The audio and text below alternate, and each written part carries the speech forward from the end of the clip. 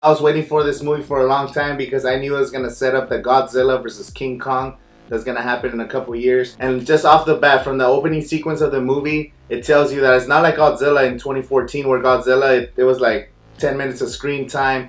Everything else was a tease. No, like in the opening sequence of this movie, King Kong comes in, and you know what this movie's gonna be about as soon as the movie begins. Kong Skull Island takes place in 1973.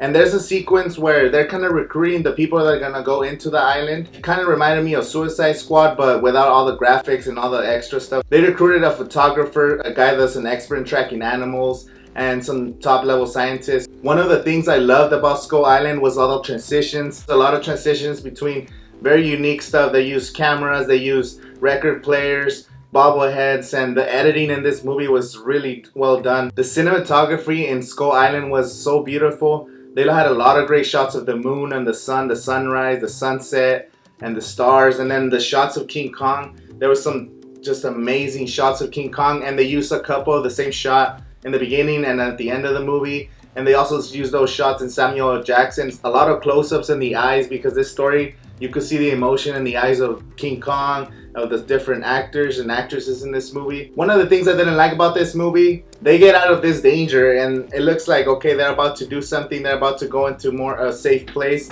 and he pushes forward and he makes everybody go into like the danger zone, knowing that there's a lot of crazy creatures and stuff going on. And this person, it doesn't make any logical sense. Like if this was in real life, it wouldn't make no sense for these people to do what the guy says. Another thing I disliked about Skull Island is two characters who the movie could have worked without these two characters in the movie, because they brought nothing to the table. They were just there because they were scientists, but they did nothing in the entire movie. It's not the same story as King Kong as the Peter Jackson or the original King Kong.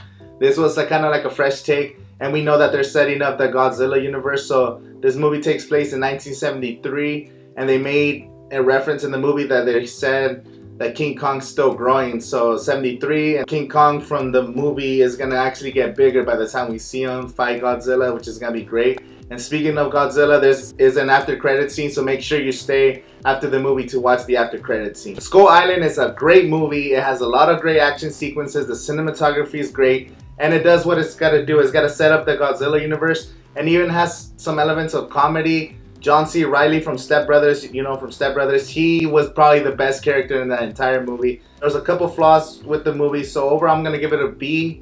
It's a solid movie. You should check it out, definitely. If you like Godzilla or you want to see what that's going to be about in a couple years, definitely check out Skull Island. Samuel L. Jackson also did a great job in this movie, so that's my review for you guys. Thank you guys for watching, and I'll see you next time.